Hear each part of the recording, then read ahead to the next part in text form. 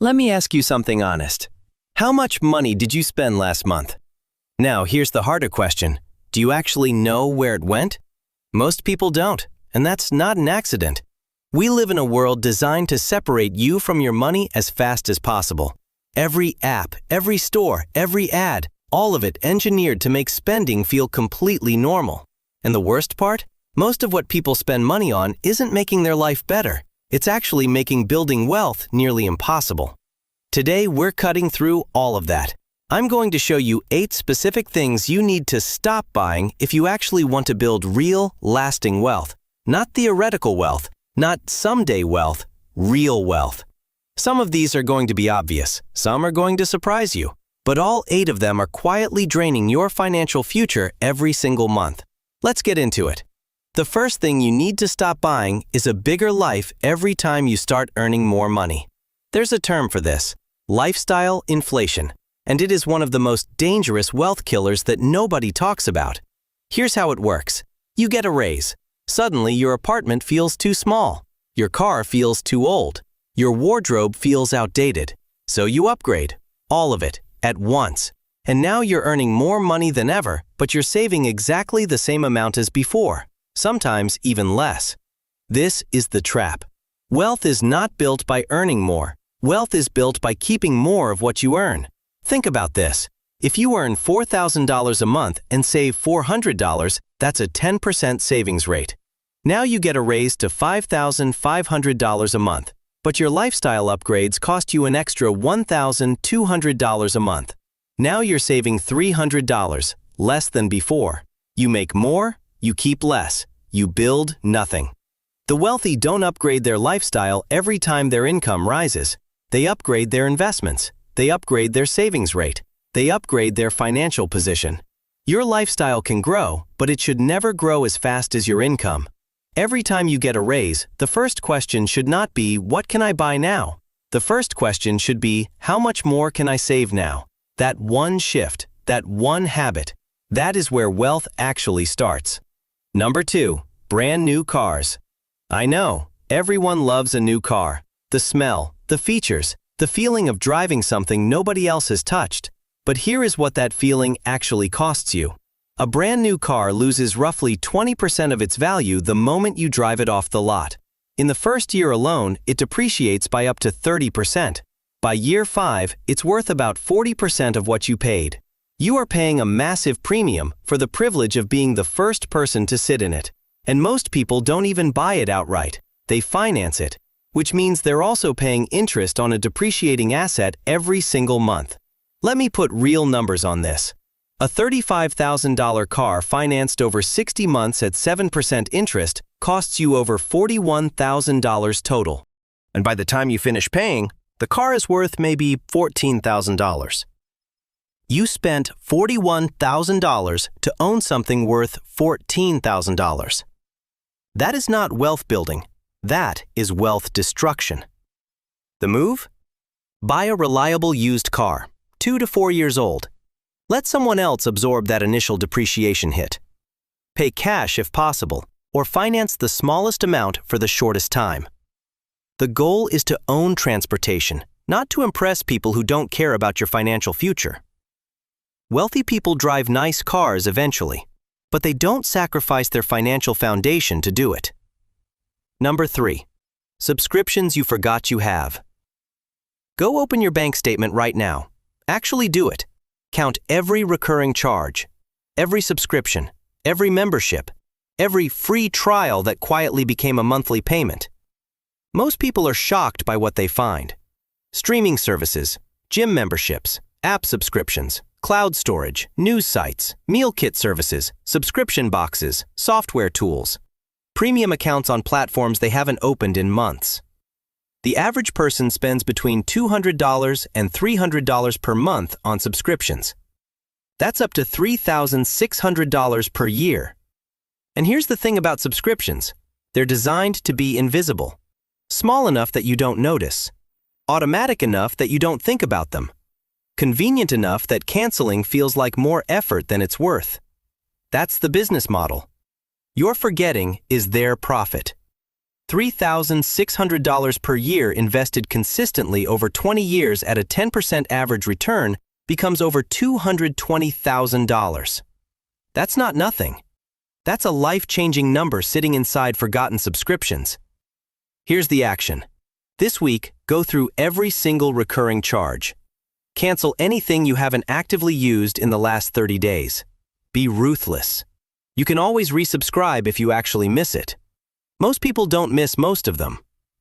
Number 4. Fast fashion. Cheap clothes that look good for one season and fall apart by the next. The fast fashion industry is brilliant at one thing, making you feel like you need new clothes constantly. New trends every few weeks. Low prices that make buying feel harmless. Haul culture that makes overconsumption look like entertainment. But let's look at what this actually costs. If you spend just $150 per month on clothing, that's $1,800 per year. For clothes that wear out, go out of style, and get replaced again next season. Now multiply that by 10 years. That's $18,000 spent on clothes, most of which you no longer own. The alternative isn't suffering in bad clothes. The alternative is buying less, but buying better. A smaller wardrobe of quality, versatile pieces that last for years costs less in the long run and removes the constant mental drain of feeling like you have nothing to wear. Wealthy people are not spending $150 a month on rotating fast fashion hauls. They buy intentionally. They wear things for years. They don't use clothing as entertainment. Stop dressing for the algorithm. Start dressing for your bank account. Number 5. Eating out as a default habit. Notice I didn't say stop eating out completely. I said stop eating out as a default. There's a difference between choosing to enjoy a meal at a restaurant as a deliberate experience and eating out simply because you didn't plan ahead. Most people eat out because of the second reason. Not celebration, not enjoyment, just convenience, laziness, lack of preparation, and those meals add up brutally fast. The average person spends between $150 and $300 per month eating out, not including coffee runs, delivery fees, and tips. Add those in, and many people are spending $400 to $500 monthly on food outside the home.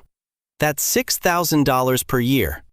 Meanwhile, a week of home-cooked meals for one person costs roughly $50 to $75 in groceries.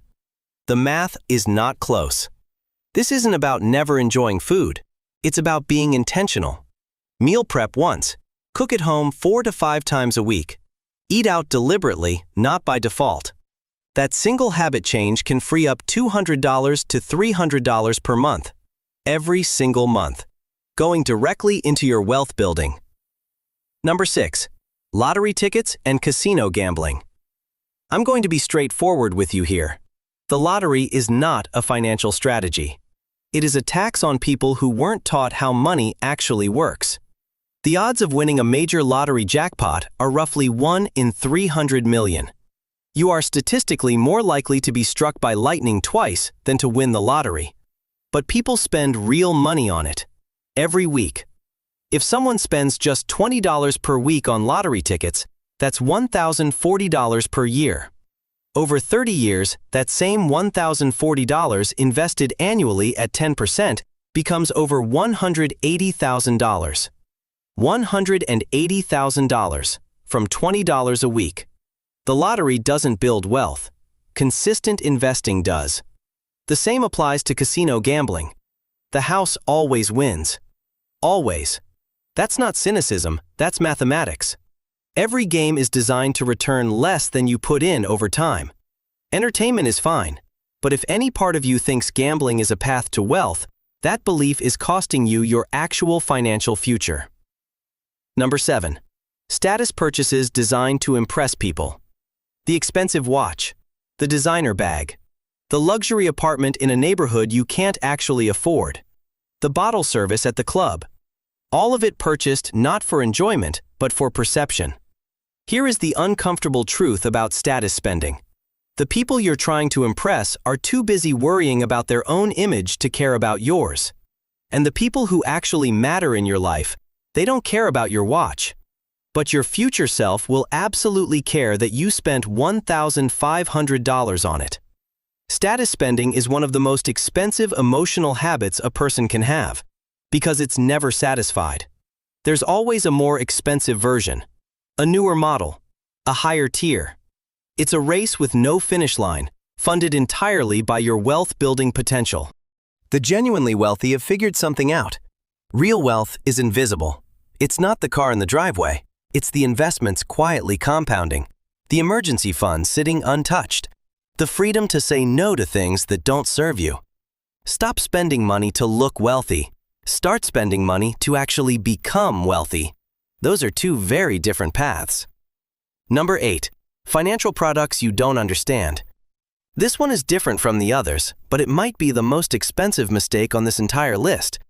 Whole life insurance policies sold as investments, high-fee mutual funds, timeshares, complex investment products with hidden charges, MLM income opportunities, crypto schemes promising guaranteed returns.